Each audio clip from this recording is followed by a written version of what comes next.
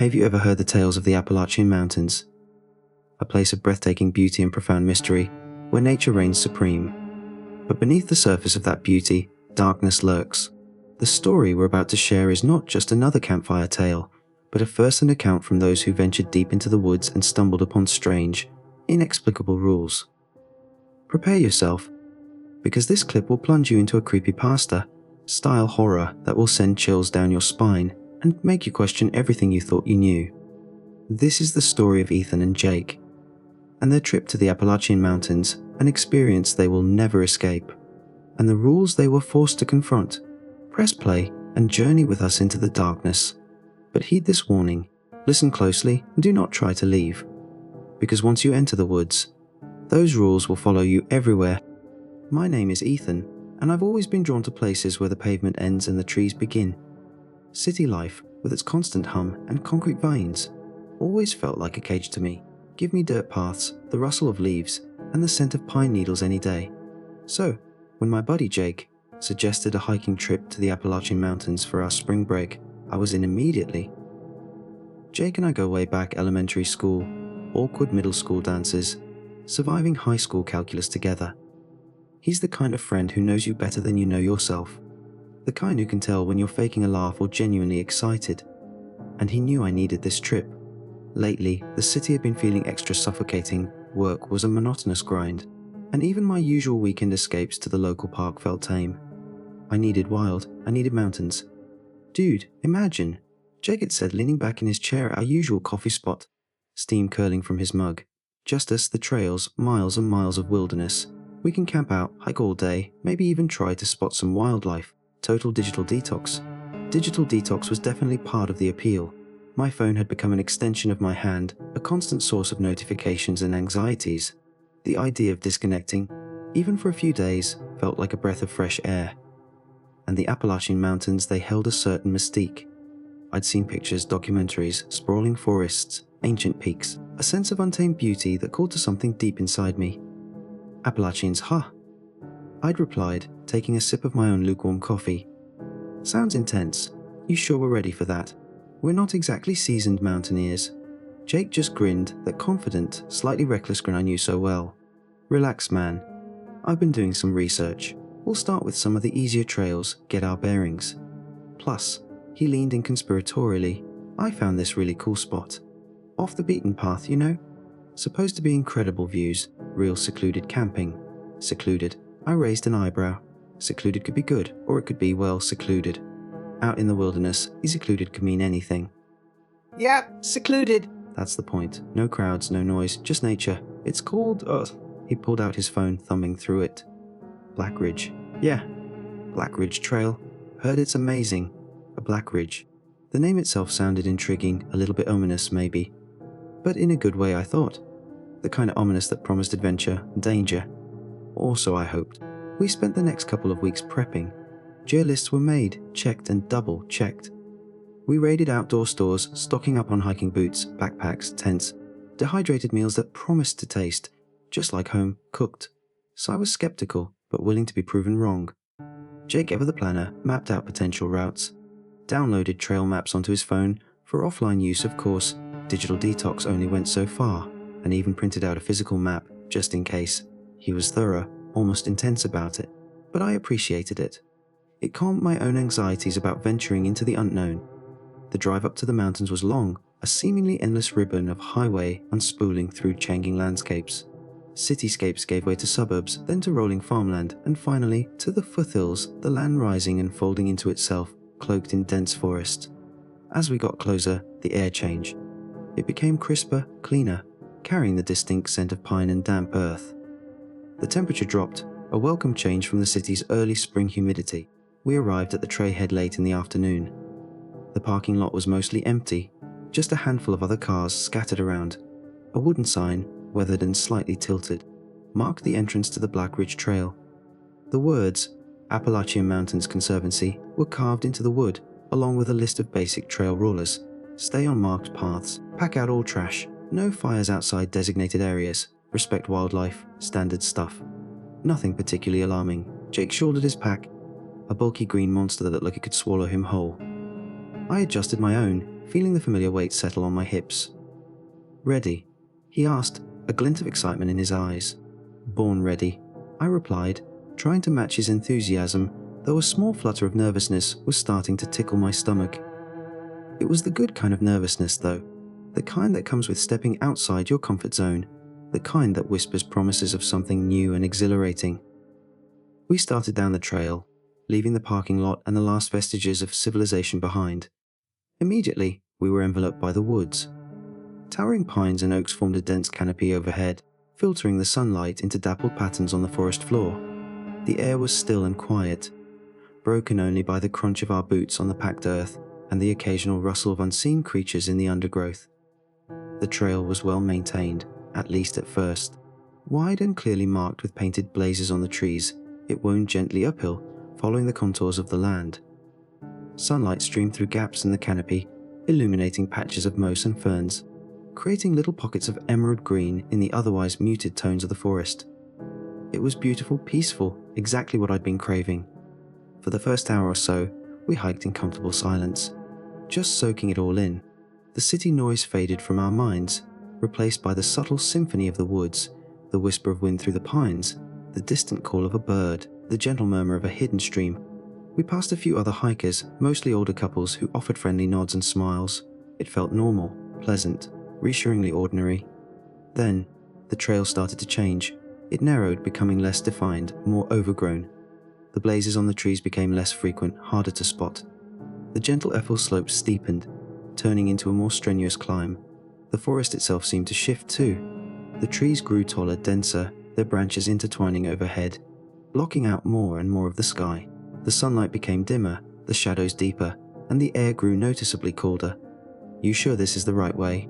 I asked, pausing to catch my breath, wiping sweat from my forehead despite the chill.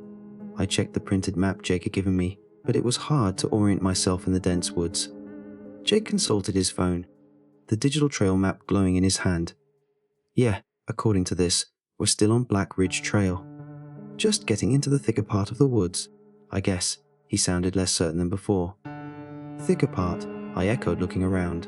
"Feels more like the deep part." He shrugged, shoving his phone back into his pocket. "Don't worry about it. It's supposed to be more secluded up here, remember? That's what we wanted, right?" He was right. Seclusion was the goal. But somehow, the seclusion was starting to feel less like a peaceful escape and more like isolation. The friendly hikers we'd passed earlier were long gone. We hadn't seen anyone for at least an hour. The silence of the woods had deepened too, becoming heavier, more oppressive. It wasn't just the absence of city noise anymore. It was something else. A silence that felt like it was listening. As we climbed higher, the trees changed again. The pines became dominant, their needles carpeting the forest floor in a thick, springy layer. The air grew heavy with their scent, a pungent, almost medicinal aroma that filled my nostrils and seemed to cling to my clothes. It was a familiar smell, but here in this deepening gloom it felt different, sharper, more intense, almost unnatural. And then I heard it. A sound that didn't belong in the symphony of the woods. A faint, high-pitched whine, almost like electricity. It was barely audible at first, a whisper on the edge of hearing. But as we continued to climb, it grew louder, more insistent, until it became a constant, irritating drone in the background. "Hear that?" I asked Jake, stopping again, tilting my head to listen. He frowned, his brow furrowed in concentration. "Yeah, kind of. What is it?" "Sounds like a power lines, maybe?" I guessed, though there was something wrong about that. Power lines didn't whine like that, not in my experience, and we were supposed to be miles from any civilization. Jake pulled out his phone again, checking the map. No power lines marked on the map, and we shouldn't be anywhere near any roads, either. The whining sound continued, growing louder, more insistent. It was starting to grate on my nerves, a persistent, unsettling noise that seemed to vibrate in my bones. And it wasn't just the sound. There was something else too. A feeling, a prickling sensation on the back of my neck, a sense of being watched. The woods, which had initially felt peaceful and welcoming, now seemed unfriendly. Hostile, even. I glanced around, scanning the trees, the shadows, the undergrowth. Nothing, just trees. Silence, except for that incessant, maddening whine. But the feeling persisted.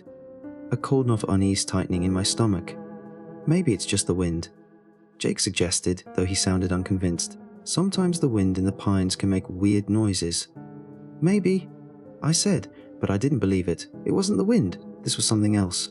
Something mechanical. But also, somehow organic. Like a living thing humming to itself in the depths of the woods, we started walking again, the whining sound our constant companion. The trail continued to climb, steeper and steeper, winding through increasingly dense forest. The trees pressed in on either side, their branches reaching out like skeletal arms, their shadows stretching long and distorted in the fading light. The air grew colder still, and a dampness settled in, clinging to my skin, seeping into my clothes. Then we saw it, nailed to a tree just off the side of the trail, almost hidden behind a curtain of pine branches. A small wooden sign, weathered, faded, almost swallowed by the encroaching forest. If we hadn't been looking directly at it, we would have missed it entirely. We stopped staring at the sign. It was crudely made, the wood rough hewn, the lettering painted in what looked like faded black paint. The paint was peeling, cracked, almost illegible in places, but we could still make out the words, or rather the word, singular, unsettling, relas. Just that, one word, no context, no explanation, just, are you us? Nailed to a tree in the middle of nowhere, deep in the Appalachian woods. We stared at it for a long moment, the whining sound buzzing in our ears, the silence of the woods pressing in around us. The feeling of unease intensified, morphing into something more concrete, more fearful. Rules, Jake said finally, his voice low, almost a whisper. What rules? I shrugged, my throat suddenly dry. I don't know. Trail rules, maybe, like on the sign at the parking lot. But that didn't make sense. Why would they put a sign like this, so far into the woods just for basic trail rules? And why just the word, are you us? So ominously, Jake stepped closer to the sign, peering at it. He ran a finger over the faded paint, then around the edges of the wooden plank. This is old, he said. Really old. Look at the wood, the paint. This hasn't been put up recently. He was right. The sign looked ancient, like it had been there for years, maybe decades. It was weathered, worn, almost reclaimed by the forest itself. It felt out of time, out of place, deeply, profoundly wrong. Maybe it's some kind of historical marker. I suggested, grasping at straws. Like, maybe there used to be something here, a settlement or something, and these were the rules for the people who lived here. Jake shook his head slowly. I don't know, man. Feels weird, creepy even. He glanced around at the deepening shadows, at the silent, watchful trees. Let's just keep going, okay? Probably nothing, just some weird old sign. He tried to sound reassuring, but his voice betrayed his unease. And I felt it too. That prickling sensation on my neck, the cold knot in my stomach, had intensified. The woods were no longer just silent, they were waiting, watching. And the sign, that single, stark word nailed to a tree, felt like a warning. Or maybe an instruction. We continued down the trail, the you-us sign receding behind us, swallowed by the trees. But the word echoed in my mind, a persistent whisper in the silence of the woods. Rules, what rules, and who made them, and what would happen if we broke them. The whining sound continued, louder now, almost deafening. The forest pressed in darker, colder, more oppressive. And I couldn't shake the feeling that we were no longer just hiking in the Appalachian Mountains. We were entering something else entirely, something older, stranger, and far more unpredictable. And the rules, whatever they were about to become very, very important. The "Us" sign hung in my mind like a shroud. Each step we took further into the woods felt like stepping deeper into its shadow. The whining sound intensified, becoming a near, constant drone that vibrated in my teeth and made my head ache. It was hard to think over it, hard to focus on anything else. And the silence around it, that oppressive, watchful silence of it, was starting to get to me. Jake, I said, my voice sounding strained even to my own ears. This is unnerving, right? This whole vibe. He nodded, his eyes darting around, scanning the trees. He looked pale, his usual confident grin replaced by a tight, worried line around his mouth. Yeah, he admitted, it's different than I expected. Definitely more intense. Intense is one word for it, I muttered. Terrifying might be another. We walked in silence for a while. The only sounds our boots on the trail and that infernal whine. The woods seemed to close in around us, the trees becoming taller, thicker, their branches forming a near, solid canopy overhead. The light was fading fast, the late afternoon sun struggling to penetrate the dense foliage. Shadows stretched and twisted, playing tricks on my eyes, making every tree trunk look like a hunched figure, every rustle of leaves sound like a whispered word. maybe we should set up camp soon. I suggested, more as a way to break the silence than out of any real desire to stop. The thought of stopping, of being still in this place, felt almost worse than moving forward. But the light was fading, and we couldn't hike in the dark, not in this kind of terrain. Jake checked his watch. Yeah, probably a good idea. It'll be dark in an hour, maybe less. According to the map, there's supposed to be a clearing just up ahead. Black Ridge Overlook, it's marked as. Maybe we can camp there. Overlook. I repeated. Sounds exposed. Yeah, but it also sounds like it might have a view, Jake said, trying to inject some optimism into his voice. And maybe we'll get cell service up there. Just to check in, let someone know we're still alive. He pulled out his phone again, glancing at the screen. Still no signal. Of course. We pushed on, the trail continuing its relentless climb. The whining sound was almost unbearable now, a high-pitched screech that seemed to burrow into my skull. I felt like I was walking through living amplifier, the sound growing louder with every step. And the silence of the silence was still there, underneath the whine, a heavy, watchful presence that made my skin crawl. Then, as we rounded a bend in the trail, we saw it. Another sign, smaller than the first, almost hidden in the undergrowth, nailed to the base of a thick pine tree. This one was even more weathered, the wood cracked and warped, the paint almost completely gone. It was barely legible, just a few faded streaks of color against the grey wood. We stopped again, staring at it. My heart pounded in my chest, a frantic drumbeat against the oppressive silence. Another rule. Already. We'd barely even started. Jake stepped closer, squinting at the sign, trying to decipher the faded markings. He leaned in, tracing the barely visible lines with his finger. I think, he said slowly, his voice hushed. I think it says, Silence Sea. Silence. That another synced? Or was it? But this one felt different. More direct, more commanding. Ruel us. It was like the woods were speaking to us, in sharp bursts, dictating terms. Silence. I repeated, my voice barely above a whisper. What does that even mean? We're already being silent. Mostly. Except for my strained breathing, and Jake's heavy footsteps, and the incessant whine that was anything but silent. Jake straightened up, stepping back from the sign. He looked around, his eyes wide, his face even paler than before.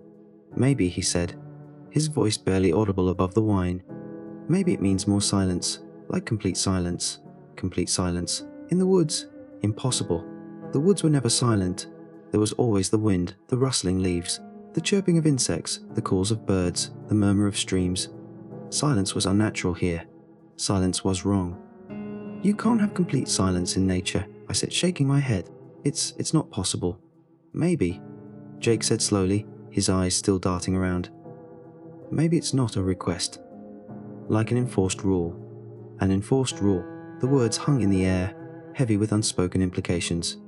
Enforced by whom, or what? The woods themselves? The trees? That whining sound. A sudden gust of wind rustled through the pines, a sharp, cold gust that made me shiver despite my exertion. The whining sound seemed to intensify for a moment, then subsided slightly, leaving an even deeper, more profound silence in its wake, and in that silence I thought I heard something else, faint, whispered, almost unintelligible, but there nonetheless. Did you? I started to ask Jake, but stopped, unsure what I'd even heard, or thought I'd heard. He looked at me, his eyes wide, his breath coming in shallow gasps. Yeah, he whispered. Yeah, I heard it too. Like whispering, but not words, just sounds, whispering sounds. In the silence of the woods, after the Silence Sea sign, it was too much of a coincidence. It felt deliberate. Like the woods were responding to us, testing us, enforcing their rules.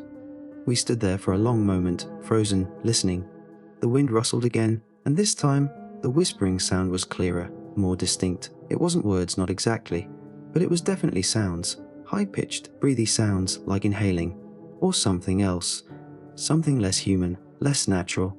And then, I realized something. Something that made my blood run cold, that sent a shiver of pure, primal fear down my spine. The whining sound had stopped. Completely. Gone. Vanished into the silence. The silence was absolute now. Unbroken, unrelenting. Just the wind and the pines, and those faint, whispering sounds, and nothing else. No whine, no birds, no insects, just silence and whispers. Jake, I said, my voice trembling now barely a croak. The whine. It's gone. He nodded slowly, his eyes wide with terror. Yeah, he whispered. I know. And the whispers they're getting louder. He was right. The whispering sounds were growing stronger, more distinct. They were still faint, still breathy, but they were definitely louder than before. And they were closer, closer than the wind, closer than the trees, almost right next to us. We stood there paralyzed, listening, our breath held tight in our chests. The whispering sounds swirled around us, enveloping us, pressing in on us from all sides. And then, I finally understood what the Silelki sign meant. It wasn't about our silence. It was about their silence, the silence of the woods. The silence of whatever was out there, in the trees, in the shadows, listening, watching, enforcing the rules. The silence was their domain. And we had broken it. We had brought the whining sound into their silence. And they were not happy about it. The whispering sounds intensified again, becoming almost deafening, drowning out even the wind. They were no longer just whispers, they were hisses. Sharp, sibilant hisses, like air escaping from a punctured lung. And they were definitely closer now. I could feel them, almost like a physical presence, a cold breath on my skin. "We need to go," I gasped, grabbing Jake's arm, pulling him back towards the trail. "No, we need to get out of here. This is wrong. This is really, really wrong." Jake didn't argue. He didn't even hesitate. He just nodded, his eyes wide with panic, and started to run. I ran with him, stumbling, scrambling back down the trail, our boots pounding on the packed earth, breaking the silence, defying the rules. But we didn't care about the rules anymore. We just wanted to escape. To get away from the whispering, hissing silence, from the oppressive woods, from whatever was out there, listening, watching, waiting. We ran for what felt like forever, our lungs burning, our legs aching, our hearts hammering in our chests. The trail seemed to stretch on endlessly, wending through the trees, leading us deeper and deeper into the woods, instead of back towards the parking lot, back towards safety. The whispering sounds followed us, relentless, pursuing us through the trees, growing louder, closer, more menacing with every step. And then, just when I thought I couldn't run anymore, when my lungs were screaming for air, when my legs were about to give out, we saw it. Another side, just like the first one, nailed to a tree, just off the side of the trail. But this one was different, newer, less weathered. The paint was still black, still crisp, still stark against the wood. And the word was even more chilling than "RUS" or "Silence CE." Off I asked. Just that. Definity, singular. The first rule. Of how many? And what were the others? And what happened if you broke them? We stopped again, gasping for breath, staring at the sign. The whispering sounds swirled around us, closer than ever, almost touching us now. And in the silence, I heard something else. Something new. Something that wasn't whispering. Something that was laughing. Faint, high-pitched laughter, like children giggling, but not happy giggling. Something wrong. First, Jake whispered, his voice cracking. What does that mean? I shook my head, my mind racing, trying to make sense of it but failing. Rules. Silence. Whispers, hisses, laughter. It was all too much, too strange, too terrifying. And then, I realized something else. Something even more horrifying than the signs, than the whispers, than the laughter. The whining sound, it was back. Faint at first, barely audible, but definitely there. And it was different. Lower pitched, deeper. More resonant. Almost organic. Like a heartbeat. A slow, heavy, throbbing heartbeat, echoing through the woods. The whining sound grew louder, stronger, more insistent, drowning out even the whispering, hissing laughter. It pulsed through the trees, through the ground, through my very bones. And as it grew louder, I understood. The whine wasn't just a sound. It was a signal. A warning, or maybe even invitation. And the first rule wasn't about silence. It was about something else entirely, something far more fundamental, something primal. The whine pulsed again, louder, stronger, closer, and in the silence between the pulses, I heard the whispering sounds one last time. But they weren't whispering anymore. They were singing, high-pitched, ethereal singing like of voices. Many voices, singing in harmony, but not human voices. Something else. Something inhuman, and the song wasn't welcoming. It wasn't friendly, it was luring. Enticing, promising something dark. Something forbidden. The whine pulsed again, deafeningly loud now, shaking the ground beneath our feet. And the singing voices swelled, reaching a crescendo. A chorus of inhuman beauty and terrifying promise. And in that moment, standing there in the deepening gloom, staring at the firetowerstories sign, surrounded by the whispering, singing woods, I understood the first rule. Fast and we had been listening to the whine, to the whispers, to the song, And now they had us. Now they were calling us deeper. Now they were inviting us in. And the first rule was just the beginning. Th5RSPRULIS less 10. The words burned into my mind, stark and inescapable as the sign nailed to the tree. Listen, we had been listening. To the whine, to the whispers, to the song. And listening had led us here, deeper into the woods, deeper into something else. Something ancient and hungry. The throbbing whine pulsed again, a physical force now, shaking the ground and vibrating through my bones. The singing voices swelled, a chorus of inhuman beauty and terrifying allure. It was a siren song, I realized, a call to the depths, a promise of something both exquisite and deadly. And it was working, despite the terror clawing at my throat, despite the primal urge to flee. A part of me, a dark, insidious part of me, wanted to listen more, wanted to follow the sound, to surrender to the song. Jake stood frozen beside me, his eyes wide and vacant, staring not at the sign, but beyond it, into the deepening gloom of the forest. He was listening too. I could see it in his face, the subtle slackening of his jaw, the unfocused gaze, the almost trance-like stillness. The song was pulling him in, just as it was pulling me. "Jake," I shouted, shaking his arm, trying to break the spell. "Jake, snap out of it. We need to go, now." He blinked, his eyes slowly focusing on me. For a moment, he looked confused, disoriented, like he was waking from a dream. Then, the fear flooded back into his face, stark and raw. "Yeah," he stammered, his voice trembling. "You're right. Go. We need to go." But going felt impossible. My legs felt heavy-lidden, rooted to the spot. The song was holding me captive, its melody weaving around me, binding me, whispering promises of what? I didn't even know. But it was something alluring, something forbidden, something that resonated with a dark, hidden corner of my soul. I forced myself to move, dragging Jake with me, stumbling back down the trail. But the trail seemed to have shifted, to have twisted, to have become something else. It was narrower now, overgrown, barely discernible in the fading light. The blazes on the trees were gone, vanished as if they had never been there. We were lost, truly lost. And the song was leading us further astray. "This isn't the way back." Jake gasped, stumbling beside me, his voice ragged with fear and exertion. "This is deeper. We're going deeper." He was right. I knew it instinctively. Every step we took, guided by the insistent pulse of the whine and the seductive lure of the song, was taking us further away from the trail, further into the heart of the woods, further into whatever was waiting for us there. "We need to stop listening," I said, my voice strained, desperate. "We need to block it out, plug our ears." Something. I fumbled in my pockets, pulling out my earbuds, the ones I'd packed for the hike, for the digital detox. That was now a distant, ironic memory. I shoved them into my ears, jamming them in as hard as I could, hoping to drown out the song, to silence the voices. Jake did the same, pulling out his own earbuds, his hands shaking so badly he almost dropped them. We hit play on our phones, blasting music at full volume, anything to break the spell of the song. Heavy metal, thrash punk, anything loud, aggressive, discordant, noise. We needed noise, to fight the silent song, to fight the rules. For a moment it seemed to work. The music filled my ears, a wall of sound, a barrier against the insidious whispers and the seductive song. The throbbing whine was still there, a deep, resonant pulse that vibrated through my body, but the singing voices, they faded, became fainter, almost inaudible beneath the cacophony of the music. We ran again, blindly, desperately, stumbling through the deepening gloom, guided only by the faint, receding whine and the desperate hope that we were somehow, miraculously, heading back towards the trail, back towards the parking lot, back towards escape. But the woods were not done with us yet.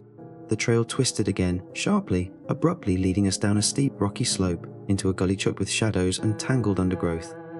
The air grew colder, damper, heavier, the scent of pine needles replaced by a musty, earthy odor, like damp soil and decaying leaves. The trees here were different too, no longer pines, but gnarled, twisted oaks and maples, their branches reaching out like skeletal claws, their leaves rustling in the wind like whispered warnings. And then we saw it, another sign, smaller than the firetowerstories sign, almost hidden beneath a curtain of moss, clinging to a jagged rock face. This one was even older, more weathered, the wood almost rotten, the paint barely visible, just faint, ghostly traces of color. It was almost impossible to read, the word nearly swallowed by time and the elements, but we could still make it out, if we strained our eyes, if we focused and listened. Segundi. The second rule. After Halastain, Afai Astain Associandi, The rules were unfolding layer by layer, revealing themselves in the deepening gloom of the woods, each one more ominous, more terrifying than the last. And with each rule, the woods seemed to grow more alive, more aware, more hungry. We stopped again, staring at the SE Candy sign, our breath coming in ragged gasps, our music still blasting in our ears, a desperate, futile attempt to block out the encroaching horror. But the horror was no longer just sound, it was visual now, tangible, real. The shadows in the gully seemed to deepen, to coalesce, to take on form. They were no longer just shadows, they were figures. Tall, gaunt figures lurking in the trees, just at the edge of our vision, shifting and swaying in the gloom. They were indistinct at first, blurry shapes, barely perceptible against the darkness. But as we stared, as we listened, as we obeyed the rules, they became clearer, more defined, more real. They were humanoid, vaguely, but distorted, elongated, their limbs too long, their torsos too thin, their heads wrong. Too small, or too large, or strangely shaped, hidden in shadow, impossible to discern clearly. They moved slowly, fluidly, swaying and gliding through the trees, their movements silent, graceful, unsettlingly inhuman. And they were watching us. I could feel their eyes on us, cold, unseen eyes, burning through the darkness, scrutinizing us, judging us, waiting for us to break the rules. "Jake," I whispered, my voice barely audible above the music, my blood running cold. Do you see them?" He nodded slowly, his eyes wide with terror, fixed on something behind me, in the shadows of the trees. "Yeah," he whispered back, his voice trembling. "Yeah, I see them. They're watching us." The figures moved closer, slowly, deliberately, emerging from the shadows, stepping into the faint light filtering through the canopy. They were clearer now, horrifyingly so. Their limbs were impossibly long and thin, like spiny branches, their skin pale and stretched tight over sharp bones. Their eyes, I couldn't see their eyes clearly. They were hidden in shadow, but I could sense them, cold, piercing, predatory. And their heads were wrong. Too small, too elongated, strangely shaped, some almost pointed, like the heads of birds. They were silent, utterly silent, moving without a sound, gliding through the undergrowth like wraiths. But their silence was more terrifying than any scream.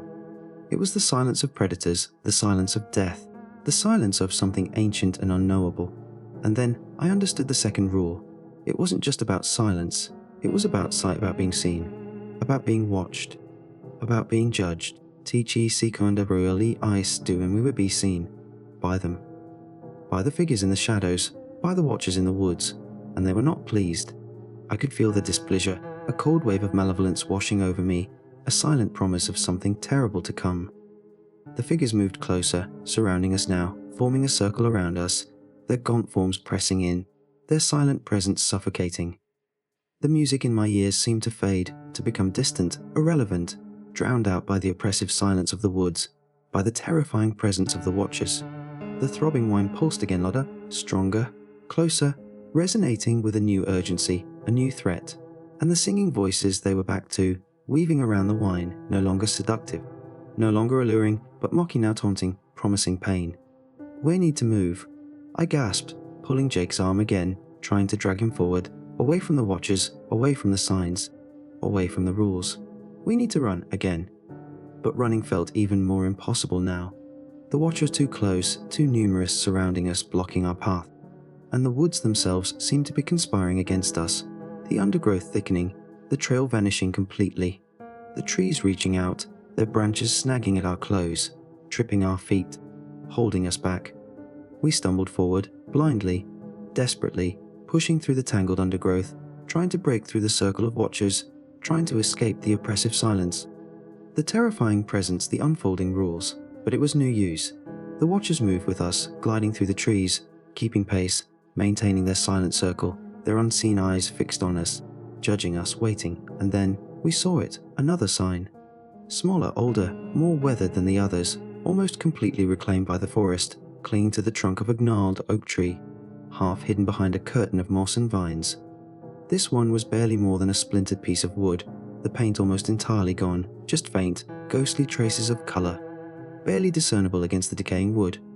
It was almost impossible to read, the word nearly erased by time and the elements. But we could still make it out, if we squinted, if we strained, if we surrendered. The third rule.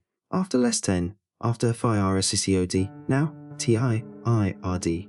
The rules were closing in on us, tightening their grip. drawing us deeper and deeper into their web. And with each rule, the horror intensified, the terror deepened, the sense of inescapable doom grew stronger.